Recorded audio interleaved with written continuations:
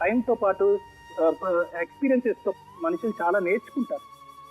కానీ నువ్వేంటంటే నేను ఇలా వచ్చాను, ఇలా అనుకున్నాను, నా భర్త ఇలా ఉంటాడు అని అనుకున్నాను, నా భర్త ఇలా లేడు కాబట్టి ఇతను నా జీవితంలోంచి మైనస్ చేసేస్తానని పెళ్ళైన మొదటి రోజు నుంచే నువ్వు మైనస్ చేసేసి నీకు ఓపిక ఓర్పు వచ్చి నా భర్తలో ఉండేటటువంటి లోపాన్ని నేను నెమ్మదిగా సరిదిద్దుకుంటాను అనేటటువంటి అంశాన్ని నువ్వు అసలు ఆలోచించలేకపోయావు. నీ ఆడపిల్లల మీద బాధ్యత, 2 బాధ్యతలు, భార్యగా నీకుండేటటువంటి బాధ్యత, నీకుండేటటువంటి బాధ్యత.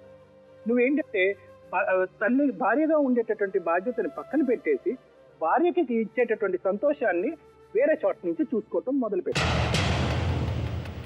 అక్కడ ఏమైందంటే కనుక అక్కడే నీ బంధం టోటల్గా వీక్ అయిపోయింది.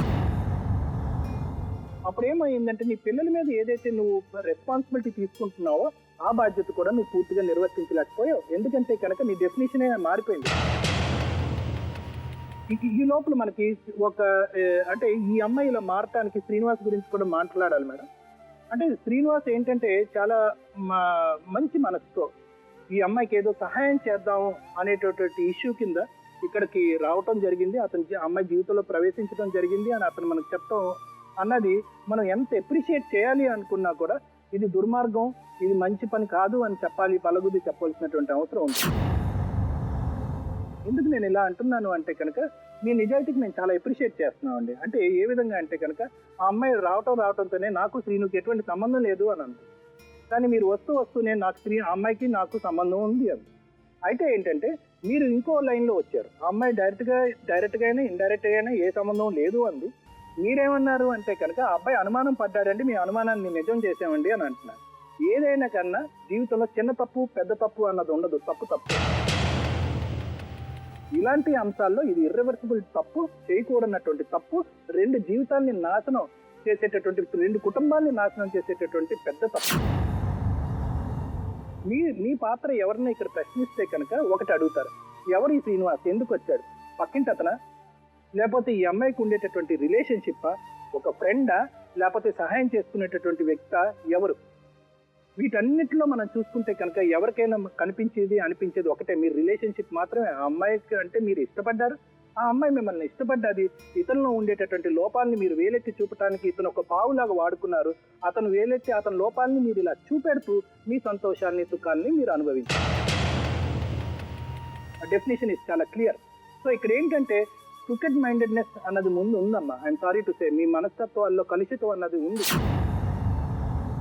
ఇతని లోపాలని అడ్వాంటేజ్ తీసుకున్నారు, మీ జీవితాల్లో సంతోషాన్ని నింపుకోవాలని చూసుకున్నారు. కానీ ఇది చాలా స్వార్థమైనటువంటి ఆలోచన. ఎందుకంటే నీ పిల్లల గురించి ఒక్క సెకండ్ కూడా నువ్వు ఆలోచించలేదు, అతని పిల్లలు అతని భార్య గురించి అతను ఒక్క సెకండ్ కూడా ఆలోచించలేదు. అమ్మా, అలాంటి వాళ్ళది నిజమైన ప్రేమ కాదు, అది వ్యామోహం. ఎగ్జాక్ట్లీ చిన్నత్త, నిజంగా ప్రేమించుకున్న వాళ్ళు అలా చేయరు. ఎంత మనసు విరిగిపోతే కన్న కూతుర్ని పట్టుకొని మా దృష్టిలో చచ్చిపోయా ఉంటుందా తల్లి? అది సరే అమ్మా, తన కూతురుతో తన మాట అనేటప్పుడు ఆమె మాటల్లో వ్యథ, కళ్ళల్లో బాధ గమనించావమ్మా? పెద్దబాబుకు బర్త్డే విషెస్ చెప్పు కూడా వెళ్ళాం కదా. ఊరికే ఎలా కాలిపోతుంది? మంట పెడితేనో పడితేనో తగలబడుతుంది.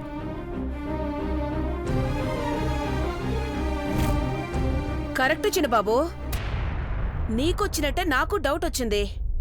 పార్వతే షర్టును తగలబెట్టిందనుకుంటా.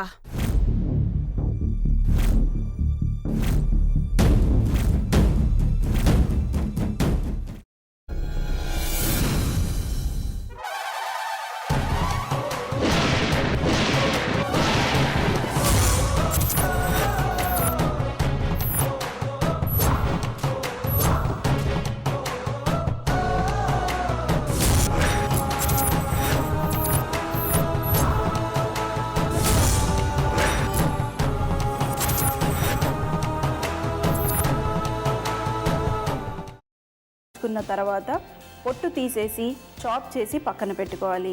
ఒక ప్యాన్లో కొద్దిగా నూనె వేడి చేసి అందులో ఆవాలు, మినప్పప్పు, శనగపప్పు, కరివేపాకు, సన్నగా తరిగి పెట్టుకున్న ఉల్లిపాయలు వేసుకుని 1 నిమిషం పాటు వేయించుకోవాలి. ఆ తర్వాత కాల్చి కట్ చేసి పెట్టుకున్న వంకాయని కూడా అందులో వేసుకుని బాగా మిక్స్ చేసి బౌల్లోకి ట్రాన్స్ఫర్ చేసుకుని అందులో తగినంత చిక్కటి పెరుగు లేదా పల్చటి పెరుగు వేసుకుని మిక్స్ చేసి అన్నంతో కానివ్వండి, చపాతీతో కానివ్వండి సర్వ్ చేసినా చాలా బాగుంటుంది.